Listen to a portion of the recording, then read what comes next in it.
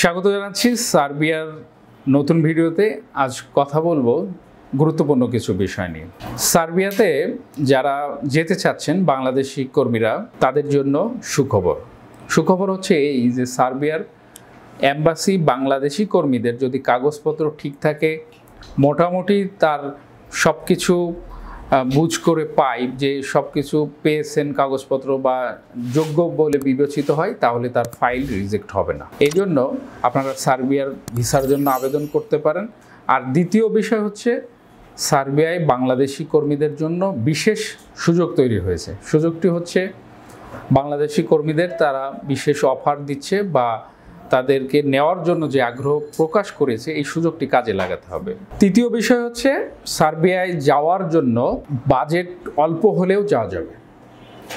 অর্থাৎ আপনারা যারা মিডল ইস্টের দেশগুলোতে প্রবেশ করেন, তার সাথে অল্প কিছু যোগ করলেই আপনারা এই ইউরোপের দেশ সার্বিয়ায় প্রবেশ করতে পারবেন। এই জন্য আপনারা সার্বিয়ার ভিসা আবেদন করতে পারেন।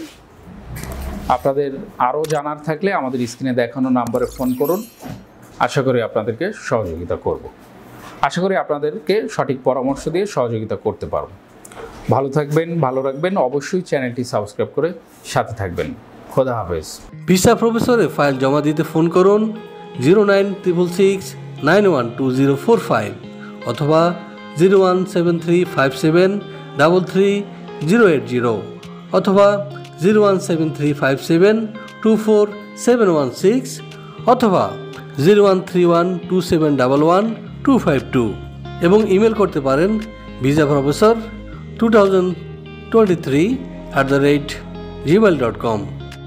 আমাদের সম্পর্কে আরও বিস্তারিত জানতে ভিজিট করুন www.visaprofessor.org এবং বিভিন্ন দেশের জব ভিসার আপডেট তথ্য জানতে ভিজিট করুন আমাদের অনলাইন পত্রিকা www.visanews24.com।